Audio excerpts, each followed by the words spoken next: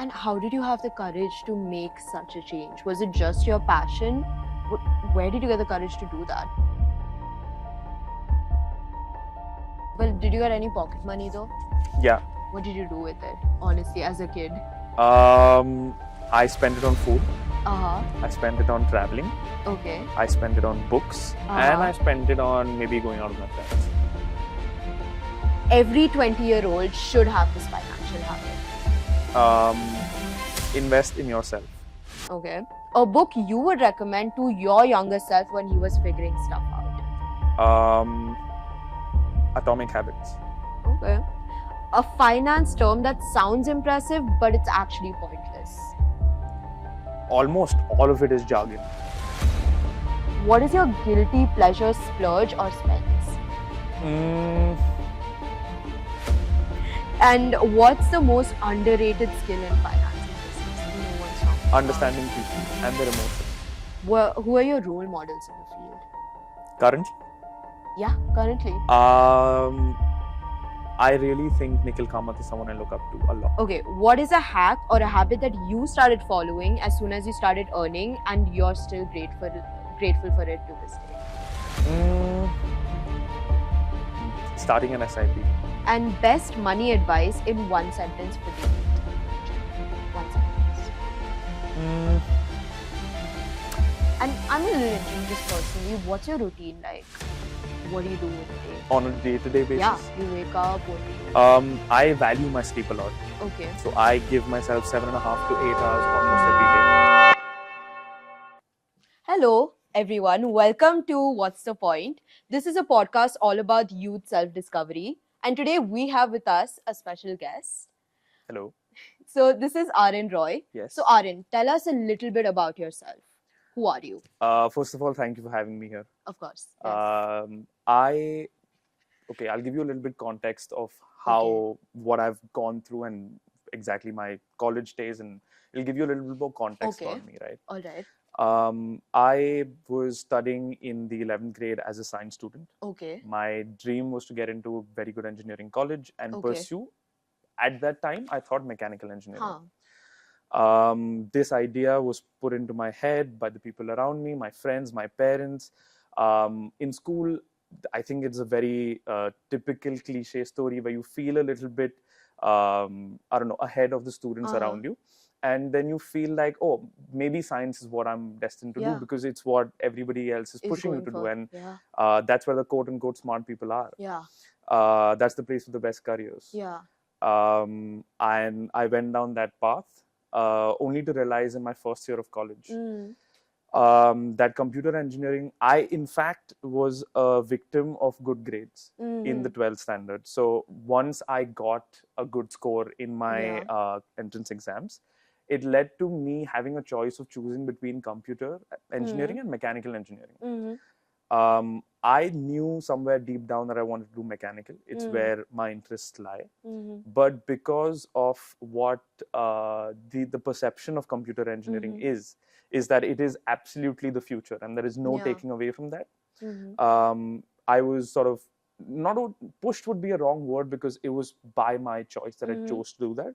But sort of my thought process was pushed in a way that encouraged me to go in that direction. Okay. Now, first year of college, I realized that I don't like engineering anymore. I don't like computer engineering. Coding is the most boring thing in the world. And I can't spend the next 40 years of my life doing this. Yeah.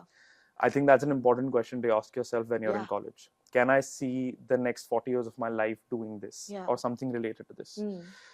When it came to coding, the answer for me was no. I shifted to a finance school and then built my career in finance. I worked as a valuation analyst for a year. Okay. I worked as an investment banking analyst for a year and a half. Those two experiences gave me, I think, enough of the corporate world. It taught me how big companies work and what exactly is the importance of having a system in your business. And then I realized that the corporate world was not for me. I then moved to my dad's business with an eventual goal of starting something of my own and using this to sort of test the waters and see what it feels like and what are the everyday, day-to-day challenges of actually running a business. Okay. So that was a more ambitious side of Mhm. Aryan, right? So who were you when you were 10 years old? Like, what were you obsessed with? Were you obsessed with maybe like books or Pokemon, or what were you obsessed with apart from that? Is anything? I think when I was really young, the first thing I wanted to become was an archaeologist. Okay. Yeah, I think that whole area about history and the whole magical, mystic effect of it that it gave was really it sort of increased my curiosity in that subject a lot, piqued my Okay. curiosity, right? So Yeah. when I was really young, maybe 8, 9, 10 years old, I wanted to become an archaeologist. Okay. Eventually, I realize now that over my between 10 to 25, 24, 14 years, I've had a lot of things that I think that I want to become. And I realized that the reason that is that I just like learning anything new. And I recently discovered that about myself, whether it's finance, history, science, physics, social sciences, economics, any topic that you can talk to me about and explain to me why you are fascinated about with that topic. I think I would be happy to learn it. It's I think there's a joy of learning that I've recently discovered, and I think I'm really happy about that. So would it be right to say that Aryan is a learner, if I had to describe you in a word? Precisely, I'd say. Okay, great. So I just want to know, what got you into archaeology? Was there maybe a book that you were reading? Maybe you saw things, or maybe you watched a YouTube video. What got you into all of this? I think, like I told you, right, when I look at a subject, and at least this is the experience that I've had retrospectively, I did not know this in my childhood. Then when I look at a subject and get in the details of it, almost always it's interesting to me. Another example that I could potentially give you is that recently, very recently, almost to the last point of last week, I never found the allure of classical dance or any sort of dance for that matter. I didn't know why people would spend 2 to 3 hours watching such a show when they don't know what is happening. I think the reality here, what I'm realizing is that the way the whole story in the form of dance is being told, the way that the musicians are competing with each other in a way to, it's almost playful competition where a tabla player is competing with the soloist. And it's a really good cookbook or a box of things that is happening there, right? Yeah. Now, when you understand the intricacies and what exactly is happening there, I think almost anything is fascinating to you. Yeah. So for archaeology, the small answer is that it was maybe a book. And I remember I had that toy set where you sort of brush things up and they, that kind of thing. So it was a few books about dinosaurs and what happened and all of that. And then it was the toy set that really got me into this. Wow. Okay. So just want to come back to the whole computer engineering arc. So you mentioned that you got into it just because it was what everybody expected of you, right? Yeah. It was sort of like the default option for anybody who's considered to be smart. Am I getting that right? Yeah. And there are so many things I'd like to talk about here, right? Yeah, sure. Go ahead. When you say somebody who's considered to be smart, right, I know that the perception anybody had back then in school of a smart person was fully wrong. Yeah. I today know that I have met people who are extremely good at certain things and they use those certain things in careers. And I think that's a way that people should look at a younger age to see what they want to do in the future. Let me give you an example. Okay. The way that not me, the way that anybody, for example, has a certain set of skills, whether it's quantitative, whether it's imaginatory, whether it's vocal, I can put my thoughts really well into words. Yeah. That's a skill. Now you can use that to become a news anchor, a podcaster, someone who's a therapist, someone who's in various ways. The idea that your passion is something that you find and there's one thing that you're meant to do, and you know, the way that movies have told us the story, I really disagree with that. Yeah. I think that most humans are born with a particular set of skills that they have. Okay. Once they identify that, there are a lot of branches that your set of skills could give you in terms of careers. Like I just mentioned, right? If you're a very good articulate speaker, there are a lot of open branches of career that can open up itself to you. Right. I think the same goes for quants. The same goes for a very logical thinker and emotional thinker, for that matter. I think these skills are very important today. And what's more important is realizing what you have. Yeah. Yeah. So what skills did you at the end of the day discover about yourself that made you want to transition into finance? That's a difficult question because my decision to move into finance was more of a practical, logical one. Okay, could you go into that? I knew that I didn't want to, after quote unquote wasting a year doing Yeah. computer engineering, I didn't want to spend another 4 years being behind my peers in that space. And while I agree that making that decision with these factors in mind wasn't the best way to make that decision, but luckily, unluckily, I think the decision that I made, I'm extremely happy with it, moving to finance. I took it more as a practical approach that, hey, I need to get done with it in the next 3 years. I need a good college, whatever.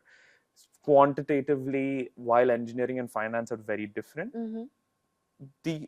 it does have a little bit of a quantitative part involved in it. So I made that decision very practically, and the advice that I wish I could give myself while I was making this decision, or maybe in my 12th grade making the decision to move to computer engineering, I think it would be to just explore a lot of different fields. Do almost everything you can possibly do. Once you do that, once you do a lot of different things in your life, you'll realize that these are my skill sets. These are the things that I'm good at.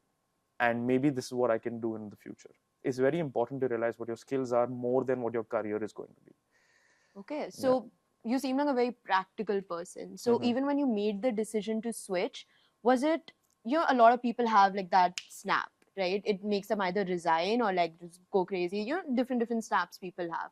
So did you have a snap moment? Like maybe you were midway coding or something. You're like, I cannot keep doing this. Like, did you have that sort of moment, or was it a slow, eventual, practical decision that you were making? So it's a little bit of both. Because when you're into it, the first 6 months go by, you're not really enjoying it. It seems like a little bit of a force that is pushing you to do it. Or, you're not really doing it with all your heart. You're just doing it to get by. And then you realize that, oh, maybe I'm not that interested in it. And then there's a little bit of a fear that comes in that, oh, shit, I just spent a lot of time, money, effort into this course, getting here, and now I'm realizing that I don't want to do this. Extremely scary place to be for a 17-year-old with no context. Once you get context, once you talk to a lot of people, and I think my parents were really supportive that way. I was blessed to have parents that told me that, hey, it's okay, you wasted a year, but in the long run, it really doesn't matter. If you can't see yourself coding for the next 40 years, what's the point? You're going to finish your course, and then what? You probably do your master's again in coding, and then your life is pretty much what you don't want it to be. You don't want to spend living your life like that. Instead, get into something that you like, where you can use your skills to be a little better than the others, and try to do that. And the closest possible fit that I could find was finance. So to answer your question, the decision was made over a long time. But then there was one day where I was like, enough. I'm not dealing with this anymore. I've had 8 to 9 months of just hating every day from 9 to 5. And I don't want that anymore. I don't want my career to look like this. So I'm going to make that decision. So yeah, that is how I made that decision, and immediately took the entrance exam. And it was a little bit of a rough time because I was doing engineering exams together with maybe what if I didn't get in? So I was doing engineering, I was doing everything together, and then luckily things worked out. So like a lot of other 17-year-olds who are also going through like a very similar thing, how mentally taxing was it? Like how did it feel mentally? Oh, I think I quote this dialogue from a movie very often. So there's this movie called 17 Again. I don't know if you've watched it. Heard of it. It's that guy, that Zac Efron in it. Oh yeah, where he goes back in the past and he so meets he's his 17 dad again, and everything. right? Yeah. So in the end, there's a scene where he's talking to his daughter. She's really upset about something that happened in school. And he says that when you're 17, everything feels like the end of the world. Yeah, that's and true. Everything feels like the most, if I don't get this, my life is finished. Yeah. But the truth is that never happens. people say that for your 10th grade. Yeah. And looking back at it, I know even you must be feeling so Yeah. that it was such a big hoo-ha for what? And now you don't even remember how much you got. Precisely. Sometimes, most times. So the problem here is that people misinterpret it to be like, hey, I don't need to study at all. No, that's not the point. Yeah. The point is that it's okay to be confused and it's okay to be in the situation, because trust me, everybody is. Nobody knows what they're doing. That's a good way to put it. I agree. Yes. Yeah. So, yeah, you spoke about your parents being really supportive of you, right? So, it didn't take any convincing to speak to them? No, that's not the case. Not at all? Okay. I actually had to put it forward to them in a way where I told them that I'm not wasting my life. Okay. I'm not doing this because I don't want to be working 9 to 5. Sorry, I don't want to be going to college 9 to 5, because typically engineering colleges have longer hours than a finance colleges. The typical pre-notion that your parents have is because, oh, this is too difficult for him, the course is too tedious, and he doesn't want to do this, he wants to do something more calm or lighter. I think I had to sell the idea to them that, hey, that is not the reason I'm doing this. I told them everything I was feeling very honestly and genuinely, and I think that helped. That, hey, coding is something that is boring to me. It's a 4-year course, etc., etc. I can't spend the next 40 years of my life doing this. And it was a long 2-3 month process where I was talking to them maybe on a weekly basis. We first tried out just trying to change my perspective about my college, engineering college and computer science. None of that worked. It might work for somebody, but didn't work for me. So we then went down the path, and I think honest conversation with them where I was telling them that, look, I'm not trying to waste my life. I want to do something productive, but this is not it.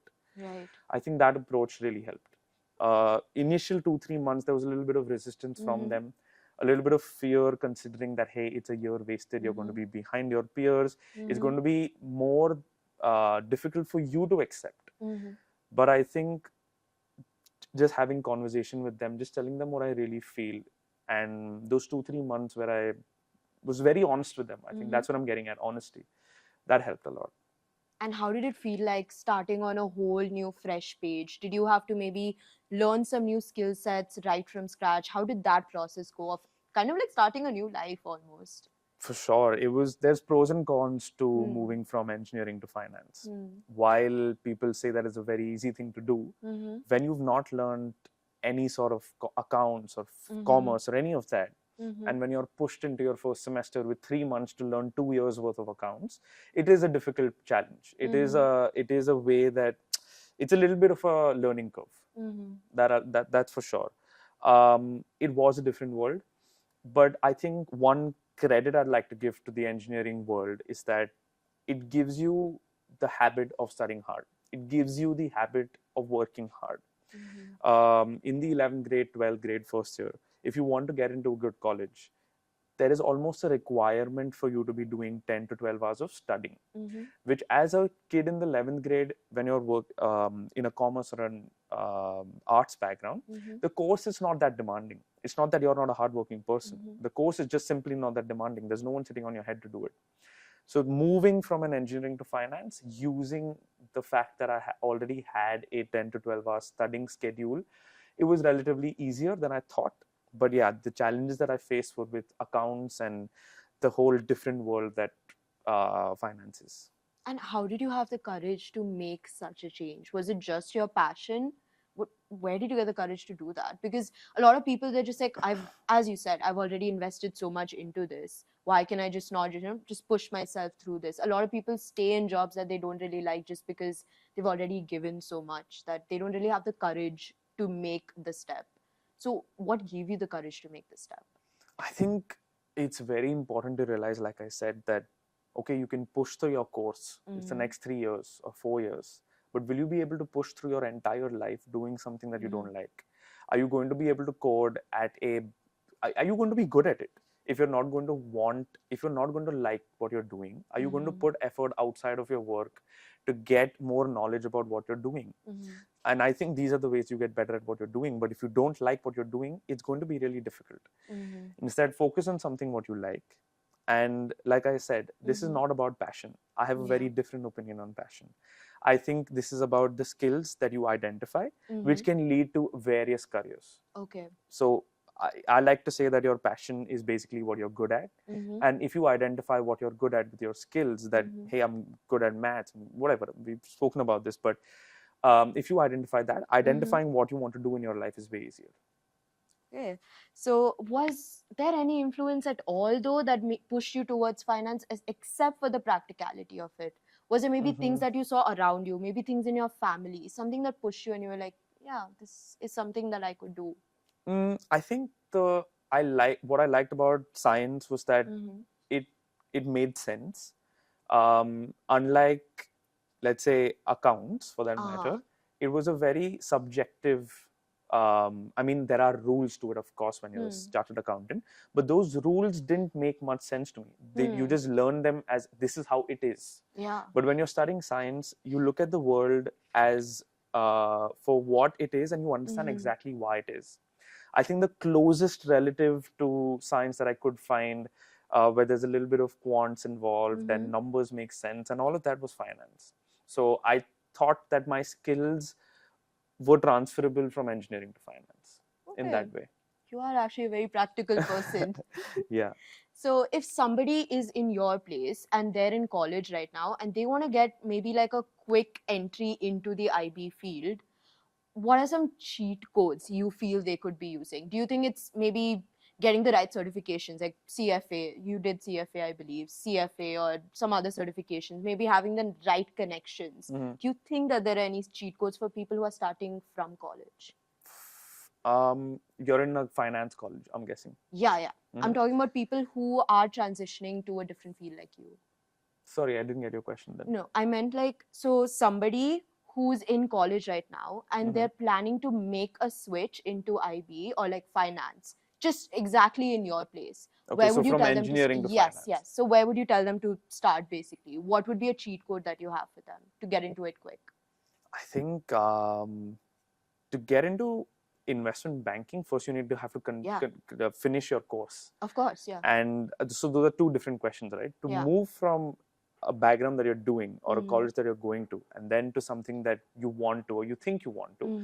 I think what I did was spoke to a lot of people who are currently studying at the college. Okay. And spoke to a lot of people who are currently pursuing careers in the field that we're talking about. This gave me sort of insights about, hey, the real world is very different from what the books look like. What does that world look like? And what does the book world look like? Because I need to spend the next 3 or 4 years here. So talking to people was the best way. I actually also had an internship between my 10th and 11th grade, which gave me at a bank. Now, this is not very common. Yeah. And I could only do that because my father had a contact. I was very lucky that way. But if you can do that, if you can leverage your contacts to almost peek into the future, to see that, work here for 3 months, see what your life could potentially look like. Are you happy with this life? What would you want differently in this? I think those are the considerations that I had while moving colleges. Getting into investment banking, I think this applies to almost every corporate job. It's very important to have someone who's doing that job. It gives you a lot of context as to what is the everyday task in that job. It also gives you a benchmark of, hey, that guy is doing this. Will I enjoy my life doing this every day? And to get into this, it also helps you give sort of the corporate system as a referral system. So having someone at a job that you want to do is very easy for you to also do that job then. So, yeah. So, what about a 16-year-old then? Somebody who's like, yeah, for sure, I want to get into the fin business. This is what I want. I want to be a finance bro. Where would you tell them to start from? What would you suggest?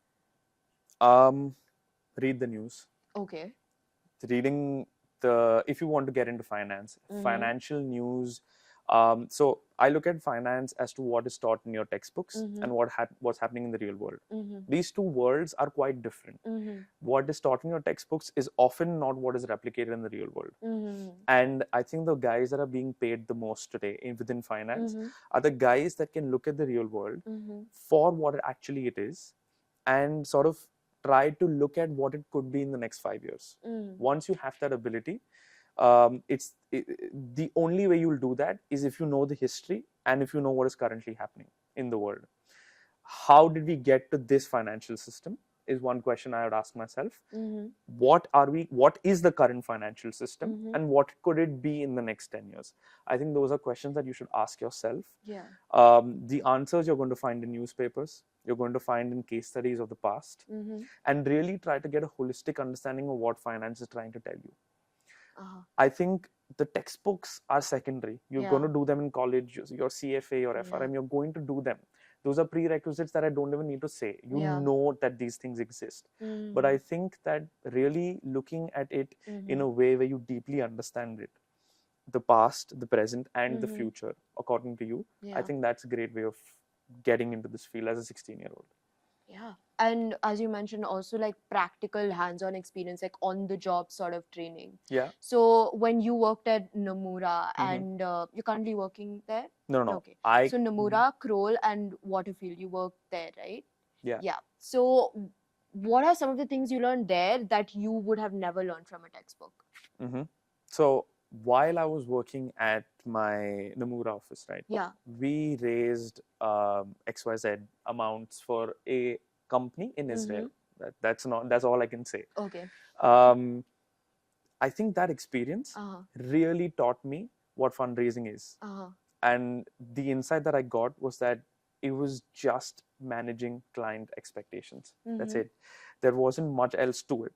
At the MD level, the main leader of the team, this guy really knew how to talk to people who are really angry at him and make them really calm in about 20 minutes. And that is an art. Yeah. That is a skill. And it's really funny because if I ask a 16-year-old, what do you need to be an MD at an investment bank? He's going to tell me, I need to be really good at quants, I need to have the best. Yes. While that is true to an extent, your soft skills really play a huge part in cracking a deal, getting the deal done, those kinds of things. Dealing with various stakeholders who are all mad at you for different reasons, which are not your fault. Yeah. You need to deal with that in a way where he's happy, everyone's happy, and you yourself make some money. And do you think like schools and academies, they don't really cover soft skills as much as they should be doing?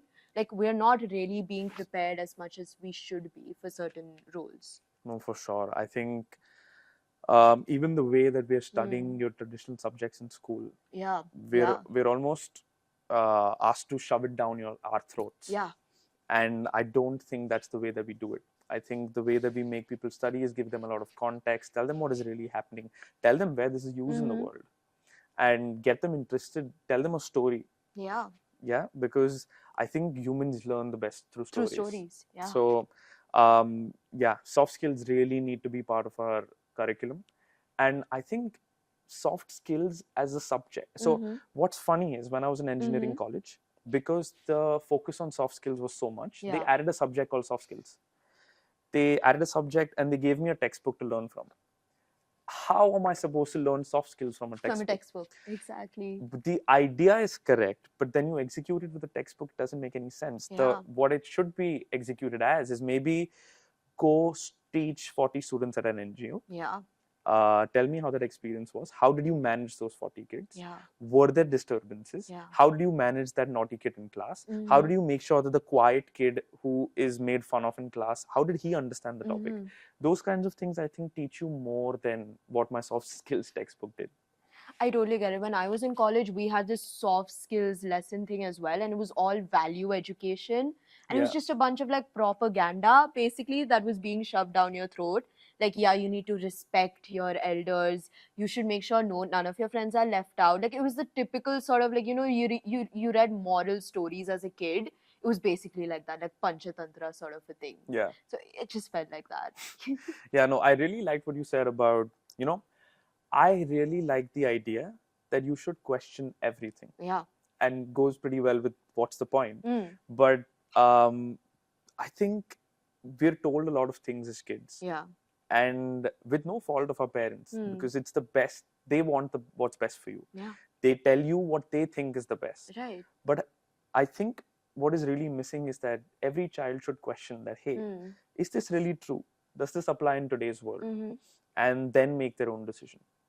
I think this is where my sort of intrigue comes in, but this is related to IB. This is me questioning IB. Yeah. So when I think about banking and stocks and IB, I think of Wolf of Wall Street. I think of like crazy, insane high stakes. I think of chaos. How much of that is true? How much of it is pop culture? How much of it is true? Okay, look, there's a nuanced answer to this. Okay. When you're talking about IB in India, yeah, you're looking at Mumbai as its financial capital. Uh-huh. When you're talking about IB abroad, whether Yeah. it's Europe or whether it's the US, Mm-hmm. you're looking at companies that are really dealing with a lot of capital and are very high stakes. Yeah. You're talking about people that are making bonuses Mm. that are extremely, maybe $1 million or $2 million a year. Mm. When you're playing with these numbers, there is going to be a little bit of extremism in the world. You're going to take your parties to the extreme. You're going to be working 16, 17 hours a day. Those things do happen, but of course the movie is exaggerated. Okay. When you're talking about India, the culture is a little bit different. We're still a little bit early in our days of investment banking. We do have a lot of banks, but we don't have a lot of globally competitive banks. Now you're talking about a smaller stake, a smaller capital, smaller businesses. It's not really prevalent here. What we are trying to do is just make everything very efficient and just work. That's mostly what the life of an Indian at an Indian investment bank looks like. Okay, so you work with a lot of international clients, is what I'm getting from here. So, what do you see as a stark difference between that corporate life and international corporate life and Indian corporate life or culture? I think just by the a function of them being more advanced, developed economy than we are currently is the truth. They have a little bit more focus on my working hours, the way that I am in the office, the culture of the office. All of those things are paid way more attention to when you're working with international clients than when you're working with people domestically. I think domestically the vibe is that we need to get somewhere right now as a country. That's what our aim. That's what our aim is. And to do that, we need to be really working a lot. So I think that's where the cultural difference comes in, but I might be wrong. Okay, so Nara and Muti, for example, said that we should be working 70 hours a week, right? Gen Z youth, basically our generation, we have a totally different take on this. But where do you stand? Do you stand somewhere neutral? Do you have an opinion on this? I'll tell you mine, but I want to know what you think Gen Z is standing. Where do you think they're standing? I actually feel like they are sometimes all over the spectrum. There's a few people like, I think Adit Palicha, he's a Gen Z as well, but he also has an extreme version of work-life balance, right? Yeah. He says that he works also crazy hours. But I feel like there's also a big majority of Gen Z as well who believes that balance is everything. That we are also running side hustles. We also have certain hobbies that we like. We also like spending time with friends and family. So there's also that. There's different sections, I feel, of Gen Z, but I feel like an overwhelming majority is the one that likes the balance, the peace. What do you think? I think, basing off your answer, I think this is exactly true. Some people want something, the others want something else. Right. And I think the answer to work-life balance also comes from here, right? What do you want? Right. Do you want a life where you're working at a corporate job, your wife is, you both go into office at 9 o'clock, come back home by 7, 8 o'clock, your day is over, you get Monday to Friday, you're living a happy, decent life. Do you want that? Then work-life balance is key. Yeah. Go pick a job like that, do everything balanced, have a hobby, go work out. But if you really do want to do something extraordinary and you have that sort of aim in life that you want to get somewhere, I think the only way that you can do it is by putting in disproportionately more number of hours than everybody else doing it. Right. So it depends on what you want. Yeah. And I think that if you do the path where you're working 14, 15 hours a day, I think you'd rather spend it doing something you like. Yeah. So again, doing something that you're good at. So find what you're good at, find your passion, and then if you really want to make it big, you're going to have to put in disproportionate amount of hours. That is actually also a very practical answer. That makes a Yeah. lot of sense. And what's the longest stretch of work you've done? Like, how many hours have you put in for one work day? 11 a.m. to 5 a.m., which Okay. is what, 12 plus 6, Yeah. so 18 hours. 18. Yeah. Damn. Okay. And how do you put yourself through that? How do you get through it? How do you push You know, yourself? in fact, whenever I was working these long hours, Yeah. I never realized it. I realized it after the day got over that, oh God, I haven't eaten food in 6, 7 hours and 10 hours, and I haven't drank water in the last 4 hours. That is when it would hit me. But when I was doing it, actually, it went quite in a flow. I didn't realize it much. I think that's what happens with most things when you're working on them, right? When you get deeply into something, you're just like, you don't realize where time is going. And then after the end of it, it all hits you like a truck. Your hunger, your sleep, your thirst, everything. So I think it's all about being in the flow. Yeah. When you're doing something that you really like, you're in the flow. Yes. But do you think there are a few people that really glorify that hustle culture, and maybe sometimes also push it down other people as well? For sure. The point that you mentioned about the difference between corporate cultures in the West and here, I think that is something that I've noticed. Being in office past your work timing is really glorified. Being available 24/7 is really glorified. These things shouldn't be. And I think that people that are pushing it down your throat, they don't know better themselves. I hope and I have a lot of faith in the generation that I belong to. I believe that we're going to be a little bit more open and okay with people working how they would like. So I'm hoping for that change, but currently the situation is quite preachy. And what has your experience been entering corporate? With this in mind? With this in mind, with anything. How have you been liking it? I think there's a lot of things that it does teach you. It puts you into I'm answerable to somebody and somebody else is depending on me mindset. It gives you that rigor of working in a disciplined manner. But I think it does take away a lot from you. You're in a corporate world, you're a small cog in a big machine. You're doing a particular job that you're optimized to do. You don't get much experience outside of it, depending on what your job is, of course. There's a lot of preachiness that is going on from your immediate bosses, from your boss's bosses, especially in the Indian environment. And yeah, so it can be good and bad both, depending on how you look at it. But my experience was, I'd say, okay, I learned what I could, took it, applied it somewhere else, but I knew that I couldn't do it for the rest of my life. Okay. And do you think there's any point of an MBA or a CFA? What sort of role does that play? Would you consider doing an MBA? What are your thoughts on that? I think this answer, like most, even so, the comment that Mr. Murthy made about 70-hour work weeks, like I said, it doesn't work for everybody. Yeah. Works for a specific set of people. Yeah. I think the MBA, studying for the MBA is pretty similar. What is your goal? What do you want out of it? Yeah. Are you looking to make? There are schools that are consulting heavy schools. There are schools that are finance heavy schools. There's marketing heavy schools. There's all kinds of options available for you when it comes to MBA. What do you want out of it? Do you want an increased salary? Then go for an MBA. Do you want a big brand B school on your CV so that you get a fancy corporate job? Go for the MBA. It's totally worth it. Do you want to start your business in India, or do you want to continue your father's business in India? I think in those specific cases, I personally feel the MBA is not very relevant. And I wouldn't do it. That's my plan as of now, to gain real world experience and to not focus on my MBA as of now. Okay, so where do you think okay, so for example, I think even Zomato recently, they were hiring a chief of staff, right? They were talking about the importance of having, I guess, that real world experience through working with a startup. Yeah. So what are your thoughts on, working in startups and working in family businesses? How does that kind of replace MBAs according to you? No, I think if you've got a family business, it's the best place to start. It gives you really good insight about how a small business has worked. It gives you really good insight as to what the day-to-day challenges are in running a business. Capital constraints. There's a million things that a book can't cover. And I really feel that when you go through an experience, it teaches you way more than when you're reading about it. If you read about this analogy I give, that if you read about the color blue, there's a thought experiment that someone did.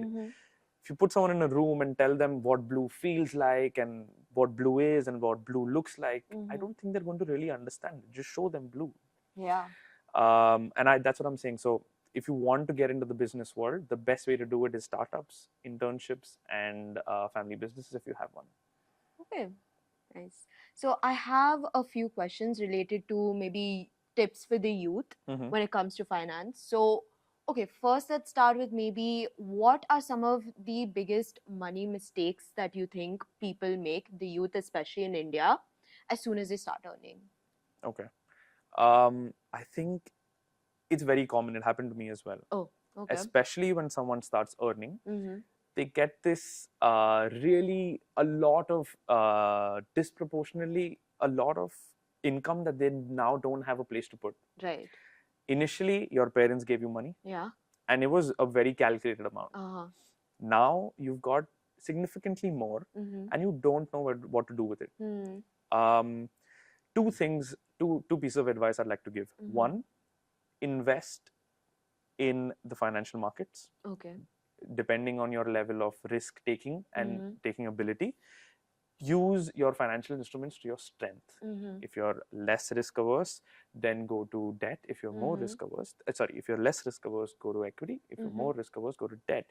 But before that, I think a more important thing that I like to say is invest in yourself. Okay. Pursue courses, pursue, go for a trek, go for a trek alone, make friends there, go for a cooking class, make friends there, go participate in debate competitions, make friends there. What I'm trying to say is that in your initial years, try to invest in yourself, upskill, really get that value for your money. Once you are at a point where you're making a decent income, really remember that investing your savings is more important than just keeping them in your bank or under your mattress. Okay, I think that comes to my next question. So, saving or investment, which is the bigger, flex, I would say? Which one's better? Why are both different? Okay. How are they different? If you need to save, let's understand why do you need to invest. Right. Okay. The value of your money is going down every day. Okay. And especially in volatile environments like today's, it's going down exponentially. That's why you need to invest. If you have your money under the mattress or in a bank, it loses value every day. What's the point? Right. Savings is equal to investing, in my opinion. While there is a little bit of a nuance to this, you set aside 6 months or a year's worth of expenditures at a place where absolutely nothing can happen to it, whether it's in gold, whether it's an FD, or whether it's a debt fund. And then you look at investing more aggressively once that 1 year of funds is accumulated. Okay. And what are some ways you invest in yourself, as you mentioned before? I think just putting yourself out in the world and taking different experiences. Now, how do you personally invest? How do I personally do this? I like to invest in courses. Okay. I like to invest in books. I like to invest in experiences. So I've also trekked to the Himalayas. Okay. Yeah. How was that experience? Oh, really good. Okay. What did you have an awakening, some sort? Or an understanding of yourself? The silence of nature is extremely interesting. Just everything is so interconnected to each other. Yeah. And living without disturbing each other, it's almost like there's so much happening, but on the surface of it, nothing is. But when you really look at a plant or a biodiverse environment, there's so many things that are happening there. And then that was the trek. So we had an exercise on the trek where he basically asked us to just look and not judge anything there. We don't know anything. That's not a tree trunk. Just look at it. And that was a really life-changing experience. It brings you in the moment, and it tells you that there's so much happening behind the serenity or the peace of the nature.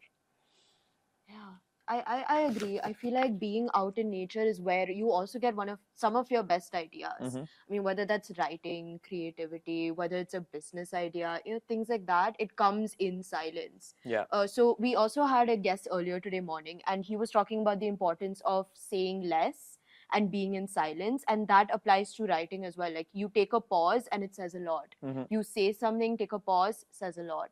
So yeah, silence, I think you get most of your answers there. Yeah. In all ways. I think, sorry to cut you off, no, but go ahead. What you said about silence is really interesting, because the advice I'd like to give to someone who's 16 years old is get ahead of the curve and start meditating. Yeah, I agree. Because it's the most peaceful. You're spending time with yourself, and you're spending time with your fears, which is extremely difficult to do.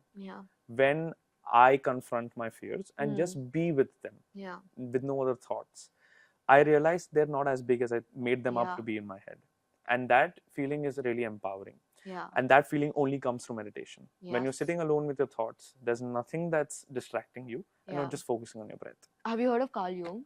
No, sorry, I haven't. Yeah, so look into him. He's a psychologist and he talks about shadow work. So he talks about, confronting your real self and your shadow self. This is the stuff that you hide from everybody else. Yeah. And you can't really, you kind of like push yourself away from it. You say, this is not me at all.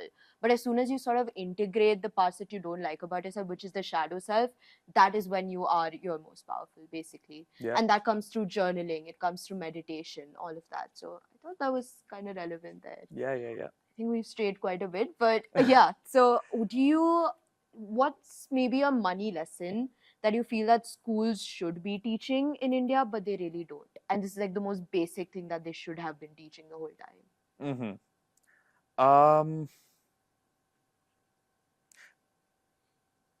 I think there is not one particular lesson about money that schools should be teaching and they don't. I think, and this is something that I was thinking about when I was maybe 21, 22. I wanted to start a financial literacy course where I look at the most ignored parts of society, whether that's housewives, whether it's people from the bottom of the pyramid, whether it's people who don't have the opportunity to know what investing really means and what it can do for you. I wanted to tell them, just inform them, just the facts, just the different investment avenues available to them. Because people don't even know that there are certain things available to them. And I think just opening one's eyes as to two questions. One, why is investing important? And two, how do I practically do it? How easy is it for me to, what is the first step? Those are the two things that school should really be focusing on. Because I have friends who are not from finance, who's a lawyer, for example. They have no idea as to what they should be doing with their money. It's sitting in a bank account, which is really sad. So tell me a little bit more now about this financial literacy course. Did you take it further? How far did you go with it? Unfortunately, I didn't take it further. It's still something that I'm playing with. It's a time thing and a lot of things. But what my idea was that I wanted to at least start with NGOs that deal with kids who are from a lower socioeconomic background, who maybe have not heard the terms financial literacy. And I wanted to tell them just the basics. Talk about, give them case studies to do. Talk about, hey, if tomorrow you needed money, how would you do? What would you do? Where would you get it from? What is liquidity? What is inflation? These kinds of things. And just equip them with the basics to then manage their money in a better way that they seem fit or they deem fit. And are you planning to roll it out at some point? Because I think it's a great idea. Yeah. Yeah, it is on the cards for sure. Yeah. And I hope that I get more time to do it. But time is my only constraint. If I can figure out a way to do it, I aim to do it in the next year. And are you the sort of friend that everybody goes to for advice for things like this? It's funny that you asked that question, actually. Yeah. There is the reputation of me of being a little bit older than I am. Okay. And a little bit preachy also. But yeah, people do come to me for advice, not only financial, but in general advice. Yeah. That's the thing that I've noticed about my friends. So have you ever considered then just going into therapy or something, like being a therapist? No, I haven't. I haven't really thought about that. I don't know if I'm that good, honestly.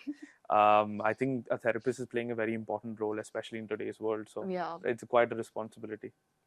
Yep. So influencers, do you follow any financial influencers especially? They're a big thing right now. So the thing is, I quit Instagram about 6 months ago. Okay. But I'm aware of almost all of the influencers you're talking about. Tell me a little bit about why you quit social media, because a lot of the youth are doing this these days. I want to understand more about I it. think it's becoming too overwhelming. Yeah. You it's wake true. up in the morning. I'll tell you about me. Yeah. My habit. Wake up in the morning, and the first thing, without taking a breath of fresh air, was checking what people are doing on Instagram. Exactly. The first thing I do in the morning is look at my friends in Maldives, look at my friends achieving the pinnacle of whatever they wanted to, having my friends going to the gym at 6 a.m. in the morning, and me waking up at maybe 8:39 and looking at this on my phone. All of these things, when I'm looking at pinnacle of human achievement on my Instagram, around the people around me, just makes me feel bad. One. Two, with short form content, I could spend at least 2 hours just scrolling and the world could not distract me at all. But I wanted to eliminate short form content from my life, which is why Instagram was a big first move, and then I'm doing it in other small ways. So these were the two main reasons of why I quit Instagram. Do you think it would benefit a lot of the youth currently if they consider the same, or at least limit it? For sure. Have you seen it taken? You have a younger sister, right? Yeah. So have you maybe seen it around there in those circles as well? No, I definitely advise someone who is much younger than me to think about this. Think about what it is doing to you.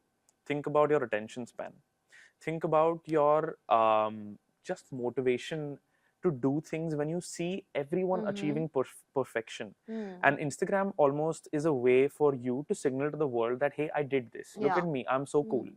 Sorry. Look at me. I'm at a premier institute, whether it's a restaurant, whether it's anything, right? You just want to tell the world that this is where I am. And you're doing this maybe 20 days in a year. But what other people are looking at is your 20 days and then somebody else's 20 days. And then it's just every day. You're constantly in this race and comparison with somebody else. And I think just understand what it does to you, then make a decision yourself, whether you want this or if you'd rather not have it. So you think you've fallen into that similar trap, which a lot of us have been through, honestly, where it's just like comparing yourself constantly to people of the same peer group?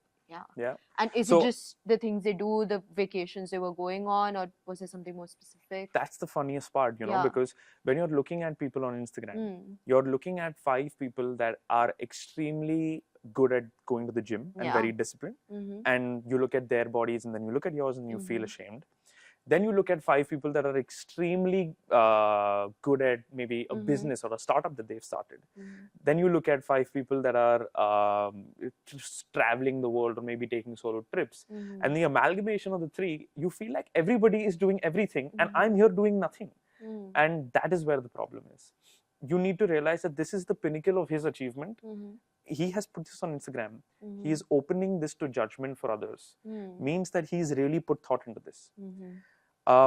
That context, I think we are missing. We just see that, oh, this is his life. This is his life. Everybody's doing everything and I'm not. Yeah, I think that's really relevant right now. Yeah. So are there any financial influencers that you were looking at before you quit? Anybody you used to follow closely? I have sort of a different opinion on these finfluencers. Yes.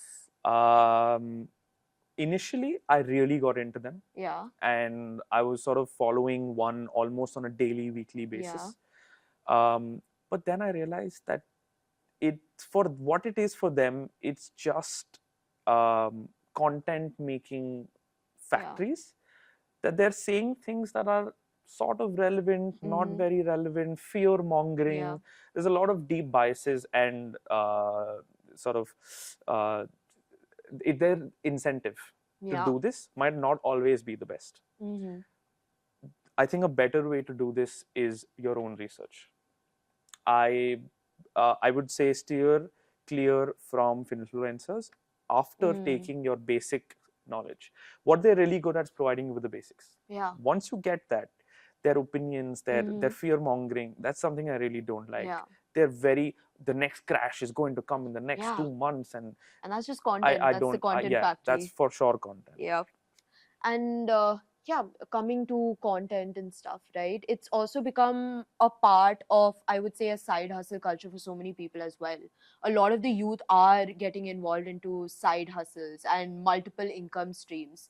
And a lot of the times they choose that over a corporate stable job. Where do you stand over there in that debate? I think if you're good at making content, it's a very big and not just content, like multiple stream income sort of a thing over choosing the corporate life, something one single role.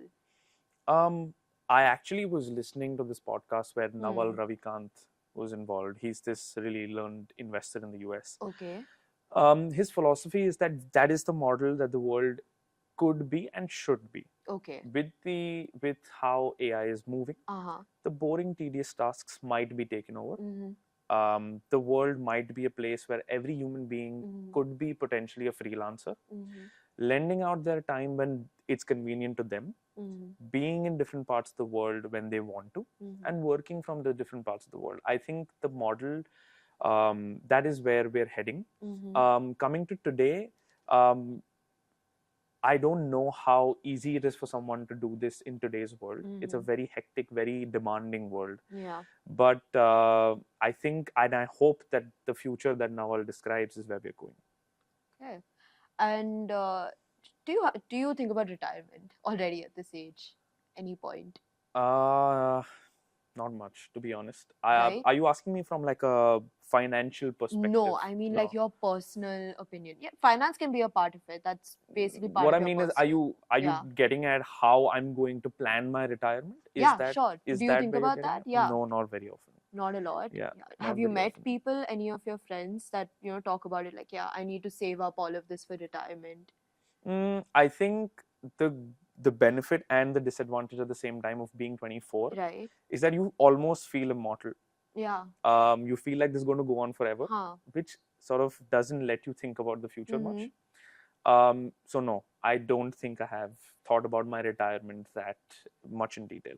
And then like, okay, so I agree with you. Now comparing this mindset that we have in this generation to maybe a few generations back where they were already thinking about life in terms of these phases, right? Like after this, they have to think about the marriage phase, and you have to think about the child phase, the house phase, the retirement phase. Do you think, do you think it's a good thing that the youth aren't immediately thinking about life as phases? Like, oh, we have to already start thinking about retirement. Is it, do you think it's a bad thing that they're saying no? Like, we want to spend our time holidaying. We want to spend some of our money on things that we want to do. We want to spend money on cars and things like that. What are your thoughts on that whole your conversation that's happening around? I definitely think the youth is way less focused on a dystopian future. Scared of it. It's thinking about your retirement comes from the fear of the future. Yeah. Right? The India that our parents inherited is very different from the India that me and you inherited. Yeah. The India that we are currently living in demands respect from the world. And it's a really great place to be. If you look at, so you asked me about, sorry, could you repeat your question again? Yeah. So basically I was asking that, so when yeah. No worries. Yeah, when so when usually older people, they think about the youth. This is where it's coming from. They think about the youth as people who aren't really thinking about the future. They're not thinking about, oh, I need to think about how to save up for the future and think about my retirement plans. What am I going to do when I stop working? They just spend it all out on maybe a holiday or on some expensive car, something like that. So where do you stand on that, opinion-wise? What do you think about this perspective that people have brought up? Yeah, I think, like I said, it was a function of the India that we inherited. Okay. The India that's currently, it's very growing, aspirational, almost wants to get somewhere, wants to achieve something. And the India that our parents had was almost a survival India, where you get a government job, work it for 40 years, and then you get retirement benefits. We today are living in a very dynamic world, and the way that we treat our incomes and our careers and our jobs, I think is a better, I could be biased, but I think is a better way than our parents did. Okay. Yeah. And okay, so when you were a teenager, were you ever looking for ways to make money? Because a lot of teenagers, they're basically the underage ones that I'm talking about. They're always looking for ways to make a little bit of money. So did you ever have that thought like, oh, I need to make some money, save something for myself, just buy something of my own? Have you ever had any, business ideas? So I had friends that used to make like these drawings and they used to sell it to their other friends just to make some pocket money. Did you ever have this phase as well? No, I wish I did. I wish that was the mindset that I grew up with.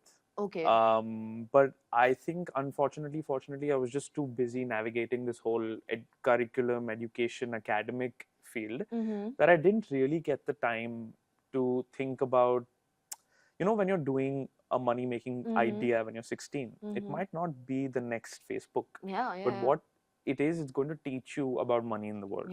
What your finance textbooks cannot, what your CFA, FRM cannot. Right. So that way, I think I really regret not having that mindset back then. That is something that the youth today could definitely look at, because those options are available today. Your ability to be an influencer only started post maybe 2018, 2019 in India. Right? For a lot of people, that option did not exist. So yeah, influencer is one thing, but really look at the whole gamut of opportunities that one has, and you can really utilize them really well. Okay, but did you get any pocket money though? Yeah. What did you do with it, honestly, as a kid? I spent it on food. I spent it on traveling. Okay. I spent it on books, and I spent it on maybe going out with my friends. Ooh, okay. Yeah. And where do you travel? You traveled underage? They let you travel? No, so I'm talking about within Bombay. Okay. That kind of travel. Yeah. My pocket damn, money. You're lucky. I wasn't allowed to go anywhere until I was 18. My pocket money, a lot of it was going in me taking a lot of rickshaws. Okay, nice. So, okay, rapid fire round quickly. Are you ready? Sure. Okay. So, okay, every 20-year-old should have this financial habit. Invest in yourself. Okay. A book you would recommend to your younger self when he was figuring stuff out? Atomic Habits.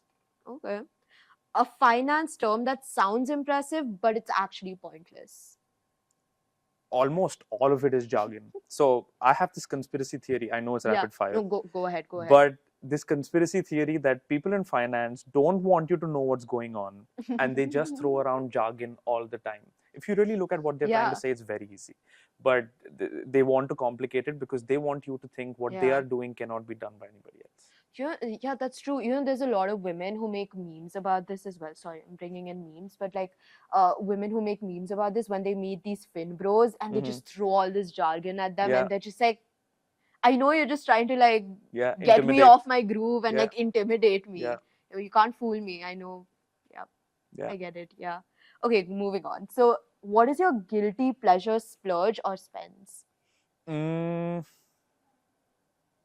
Guilty pleasure. I don't think I'm guilty about what I spend on. Okay. I think I'm pretty... So are you practical with how you're spending things? Both. I think I give myself a few stupid purchases. And then for the most part, I'm pretty practical. But I know that there are some irrational purchases. For example, a drone. I don't need one. I'm doing nothing with it. But it's just a fun toy to have. You should use it, stalk people, like break into somebody's house. I'm sure that's pretty much against the law. Yeah. Well, why not? Give YOLO, I guess. Try it out.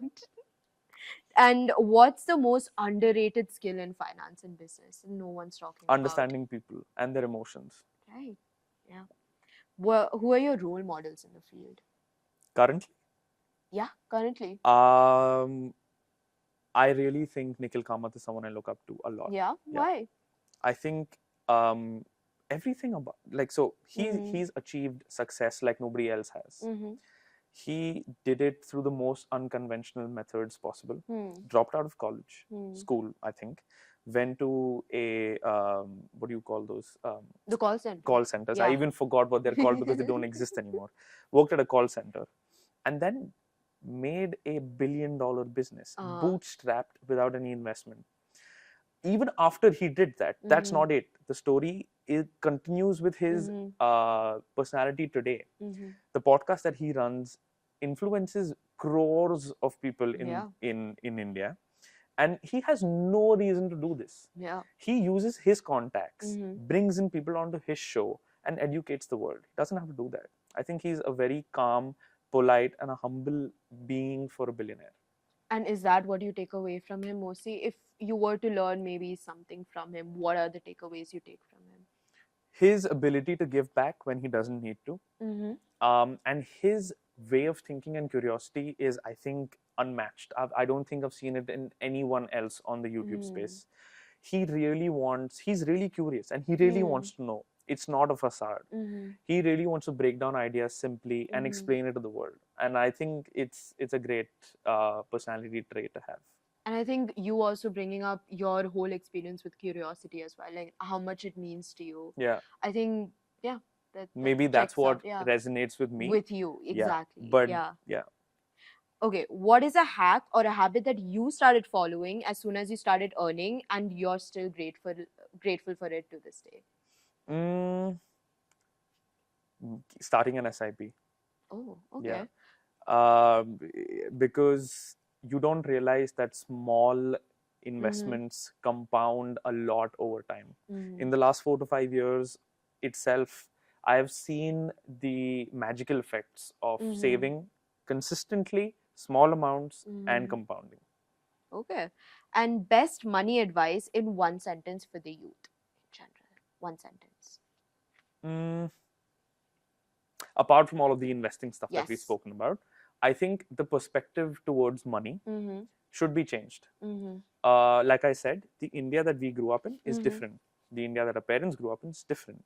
When they tell us that money doesn't grow on trees, I think this sort of embeds a scarcity mindset in someone who's listening to this. That, hey, if I get 100 rupees today, I need to be taking it from somebody else. And the world has only a finite amount of money that if I take, somebody else will not be able to get that. And it's a rat race and I need to win it. But I think the truth is a little different. Money is most likely a positive sum game. I can create value out of nothing for people who have no involvement in my business. I think that's where an abundance mindset is created. There's enough for everybody. Okay. I think your thought process towards money should change. Okay. Yeah. So that's the sentence. Your thought process towards money should change. Yes. I think that's very valid. Yeah. And I'm a little intrigued just personally. What's your routine like? What do you do in a day? On a day-to-day basis? Yeah. You wake up, what do you do? I value my sleep a lot. Okay. So I give myself 7.5 to 8 hours almost every day. I have your typical meditation, going to work, going to the gym. So these are the 3 things that I like to keep standard in my day, wherever I am. Meditating, doing a little bit of work, and going to the gym. Apart from that, I, on a weekly basis, like to read books. I don't get time for it every day, but whenever in the week I get 2-3 hours, or maybe in a day I get an hour or 2, that's when I like to read books. So I don't have a standard day every day, but these are the elements that I like to stick to in my day almost every day. And how much discipline really goes into this? I think it's not that difficult getting into a routine that you like. Again, I think it all comes down to giving yourself the leeway to do things that you want to do. And when you do them, it's pretty easy to follow it and be disciplined about these things.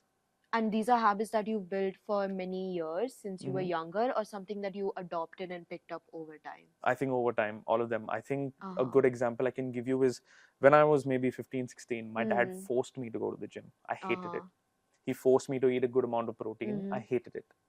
I didn't like boiled eggs, and they're a good source. As I grew older, the things that I hated, I realized the importance of why I'm going to the gym. Why is protein important? Why are boiled eggs important for me? And then I started doing them by myself without anyone having to tell me anything, and with my own self-discipline. So I think when you understand and when you want to do something, that self-discipline comes on its own. There's no need to force you. Yeah. And why do you think that's lacking currently in the way the youth is going about their days? In my personal opinion, the youth is lost. Okay. I think for you to be passionate and for you to like what you're doing, it needs to have maybe 2 or 3 criteria. It should be well paid. You should be good at what you're doing, and you should know where you want to be in the next 10 years. Okay. If these 3 things are sort of satisfied with what you're currently doing, if you're good at it, if it pays you well, and if you know your 10-year plan, I think it's relatively easier to build in self-discipline. Okay. Yeah, because if you know where you're going, the path every day is just that it's the path, right? So you follow it, and it becomes relatively easy to be self-disciplined, self-motivated when you know where you're going. And this applies to everything that you do in a day.